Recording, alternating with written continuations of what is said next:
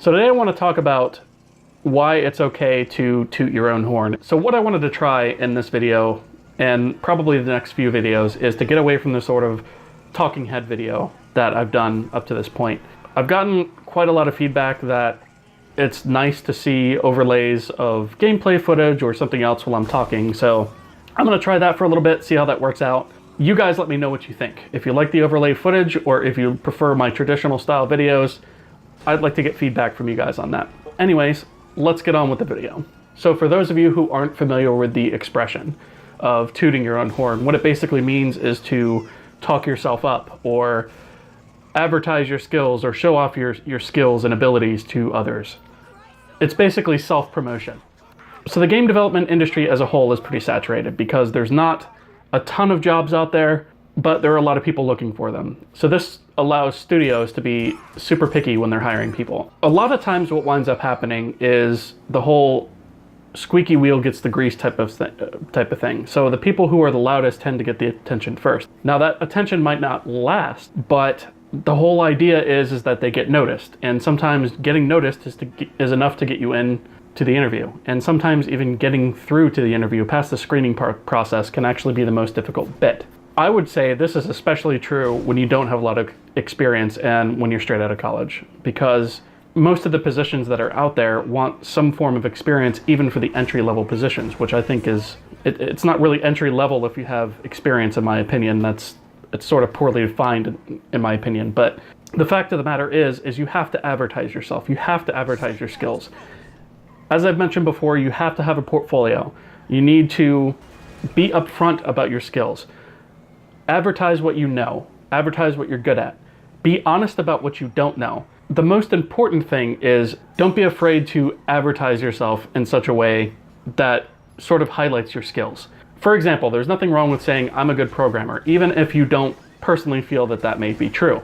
There is a fine line though. This video isn't to say that you should lie about your skills, but don't present them in a negative light, so to speak. So when you're talking about your skills, let's say you're a programmer, right? You want to pitch yourself in such a way where, yes, I've been programming for X number of years and I've done really well on all the projects that I've worked on, and I've got these great references here of these folks that I've worked with, and they will back up my word on that. There's nothing wrong with saying, I'm good at this, I'm good at something. It's not sort of being egotistical, it's not gonna come off cocky, unless you sort of go overboard with it. And by go overboard, I mean saying that you're the best at something, because chances are you're not really the best at anything. Most people aren't the best at something, there's always somebody better. One of the things that I ask, especially entry-level developers, to sort of get an idea of where they're at, is I ask them to rate their own skills from 0 to 10. The reason that I do that is it sort of helps me to measure confidence level versus cockiness. It also allows me to sort of get a feel for the next few questions that I should ask. For example, if I get somebody that is applying for an entry-level position and they tell me that they're a 9, or even I've had some of them tell me that they're a 10, that's a red flag to me. Nobody who is going to be applying for an entry-level job is going to be a 9 or a 10. Those guys are all looking for senior positions, because a 9 or a 10 means you're damn good at it. You've been doing it for a lot of years. You have a lot of experience doing it. And the pay that you're going to want is going to be reflective of that. Just bear in mind that when you're saying that you're good at something, it's okay to say you're good at it, but don't overdo it. Don't say I'm a 9 or 10 at programming if you're applying for an entry-level job, because it's just not true. But you don't want to say, oh, I'm a 1 or a 2, because 1 or a 2 is like you've touched a couple of lines of code and maybe worked with Visual Studio a little bit, and that's about it. So you don't want to undersell yourself, but you don't want to oversell yourself. You want to just maybe do a little higher than what you think your skill level is. So don't be afraid to maybe bump it up a little bit, but not so much that you're outright lying. One of the things that I've noticed that happens is there's always a ramp-up period when you start a new job. And that ramp-up period, of course, is going to make you not look so great for the first couple of weeks that you're there in that position. And that's okay.